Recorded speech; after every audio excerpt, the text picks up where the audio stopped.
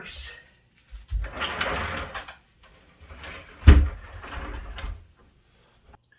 So if you've been following the channel for a while, you know that I have a really, really creepy attic closet inside the closet right here. Hold on 1 second.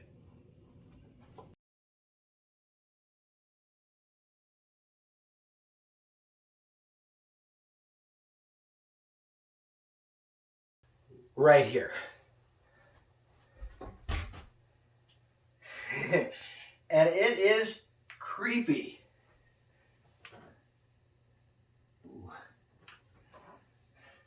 But I've got an idea.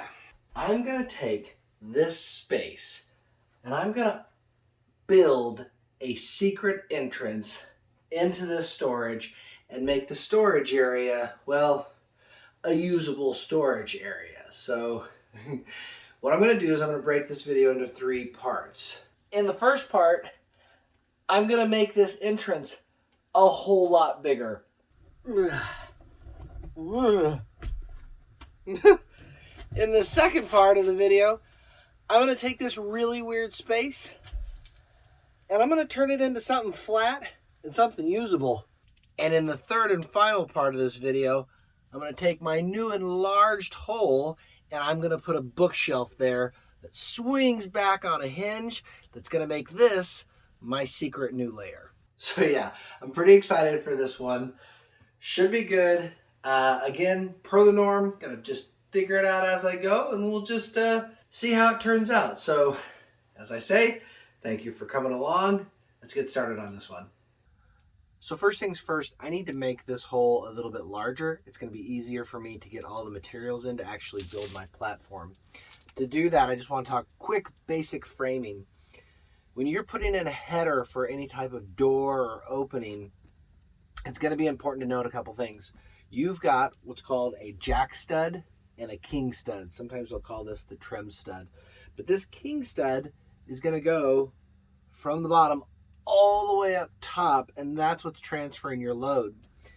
Over the header, you've got a cripple stud, and this is what's actually, this load transfers down. So what I'm going to do, because I know this wall is not load bearing, I'm going to take out this header, I'm going to go ahead and raise it up, and I'm going to transfer it over, and I'm going to put up an additional couple studs. The space is admittedly kind of small. I don't know what kind of quality footage I'm going to get with all of this. So this may be more of a, I'm going to do it, show you progress type of thing, at least for this section. So let's cut some wood. Update time. I have enlarged the hole so you can see the original size of the hole is where the opening currently is. So I took out one of the studs and then basically tied into the other existing king stud and then just have a header running across. That should be more than adequate for this area. But yeah, good progress. Now I just have to take out the sheetrock and then I'll have a new, much bigger opening.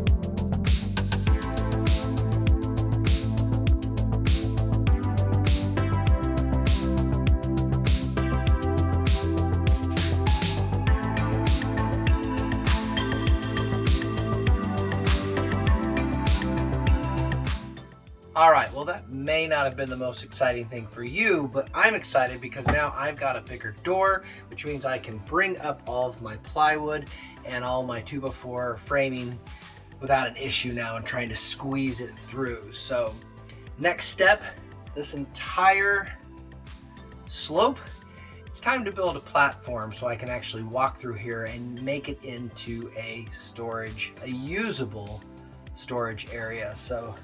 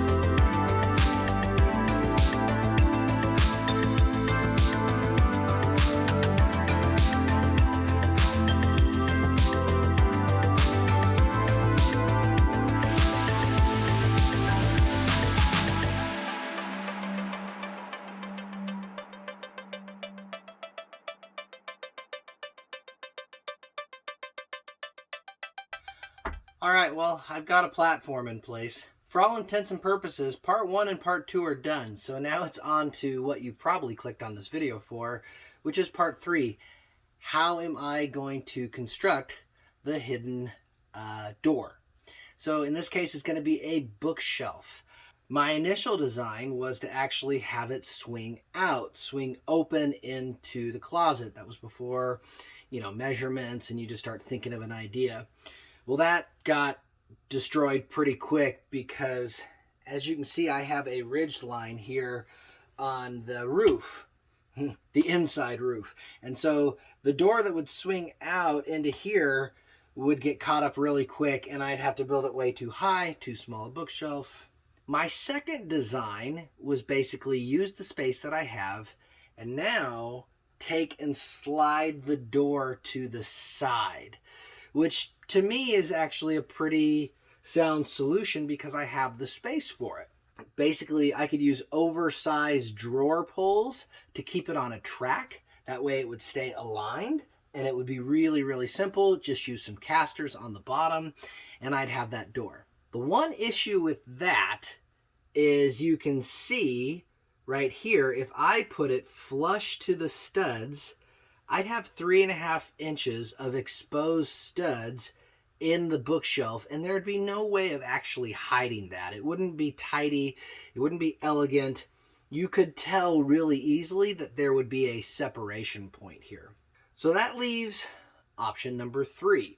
I am going to actually design a bookshelf flush up with the front of the studs. That way I can hide the seams with trim work. But more importantly, I'm going to be able to slide it back first and then slide it off to the side. To be able to do that, I can't just use any regular casters, and I certainly can't use the overextend drawer pulls. But what I found were these awesome little ball bearing casters. Now, they don't take a lot of weight, but all of them together, it's going to be like 350 pounds, and that is more than enough for me to actually put those underneath that. Plus, they've got a really low clearance. So all I need for that to work is a nice smooth surface for those ball bearing casters to roll on. So that what I've done, as you can see here in the video, is I built a little platform behind where it kind of dips down and built a nice solid base. And then on top of the base, I actually put down, basically it's dry erase board. The dry erase board basically makes one smooth surface, and it's one smooth transition from the front of the stud area all the way back to where I need. This way the ball bearings, they don't get hung up on anything. It's all about finding creative solutions to a unique problem and making things work. If I had done blueprints beforehand, that wouldn't have done me any good because I'd have to change them up 3 or 4 times, and that would just waste time. So, like I say, always a fan of trying to figure it out on the fly and making it work. Either or, pretty excited to be at this point. The attic is obviously hot, so I am going to take a little bit of a break and we'll get back on this. I'm tired. I'm sweaty. And I'm tired. But that's okay. 2 steps closer. 1 step to go. It's a big one, but 1 step to go. 3 hours later. If you ever want to try and make a bookshelf or just a simple project yourself, you've always got a couple options on how you want to do your joinery. You could do a simple butt joint, which is one end of a board going flat against the other end of the board, and just screw it in and be done with it. It's the weakest kind of joint you can make, but in most applications, especially if you're not moving the bookshelf around, it works. You could also do pocket holes. Craig has a great pocket hole jig that you can use. Works really, really well. Quick, easy, efficient way. Or you can do what I'm doing and basically do some rabbit and dado type joinery. These are both my end boards, and I am going to router down half the thickness of this board. That way this shelf board is going to fit inside and have 3 sides of actual glue up. It's going to make it really, really strong. I can move it back and forth and front and back and all that twisting and whatnot. It's not going to mess with it at all. It's going to hold really, really well. My suggestion, if you're ever going to do this yourself, it's nice to index your lines together. Just put both your inboards connected up with a clamp, and you can just router it out.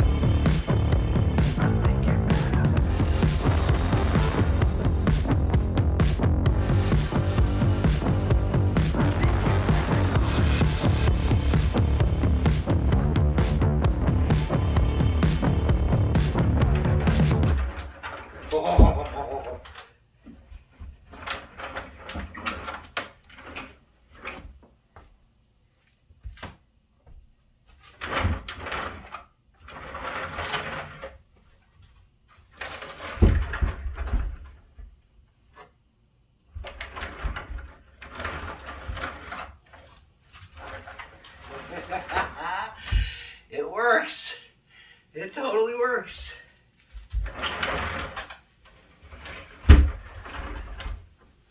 The next day.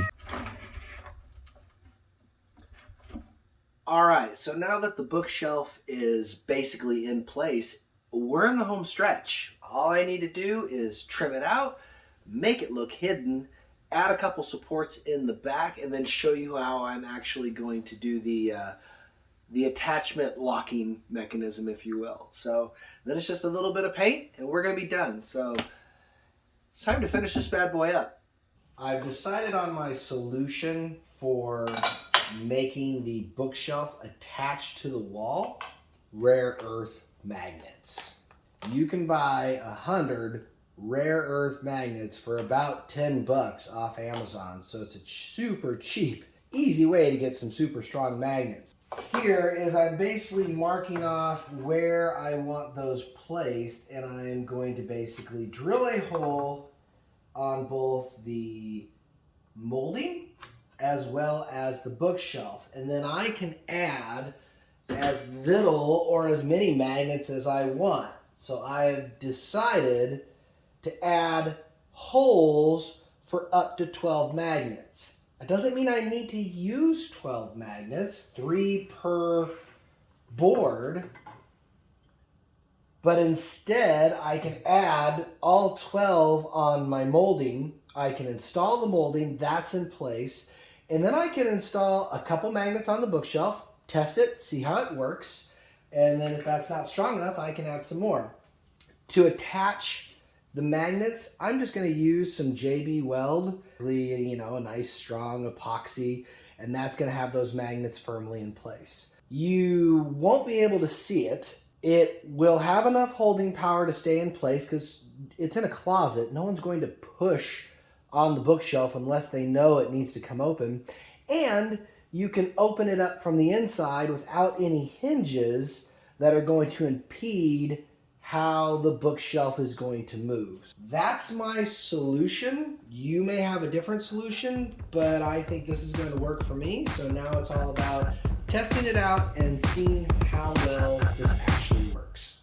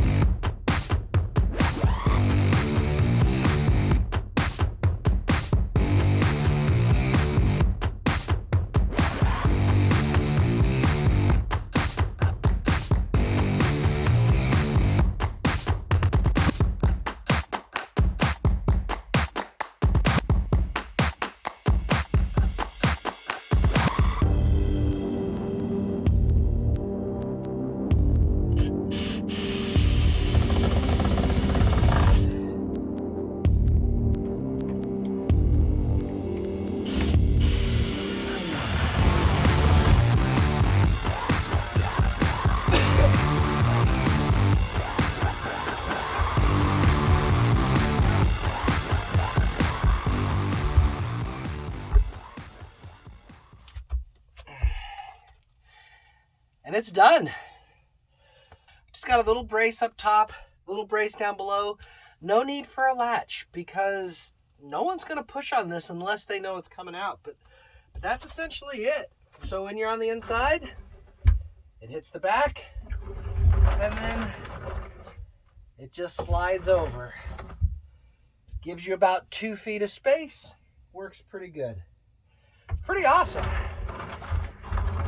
And then here I just have the small magnets that are enough. Right now I only have 4 magnets in the bookshelf itself, and that's enough for the holding power. If I don't feel like after I put stuff on there that it's got enough holding power, I got holes for 8 more magnets. So it gives me plenty of space and plenty of room. But basically hardware means that was like 10 bucks. So a lot cheaper than those 60 or $100 plus hinges that you're going to find. Granted, it may not be as elegant, but it works. And you can feel it actually pull when it does that. But that's the end of this one. I hope you enjoyed it. It was kind of fun, little something different. It's really exciting to finally take away a scary door and then basically have a little bit more usable space. Certainly more I could do in here, but that's going to be for another time.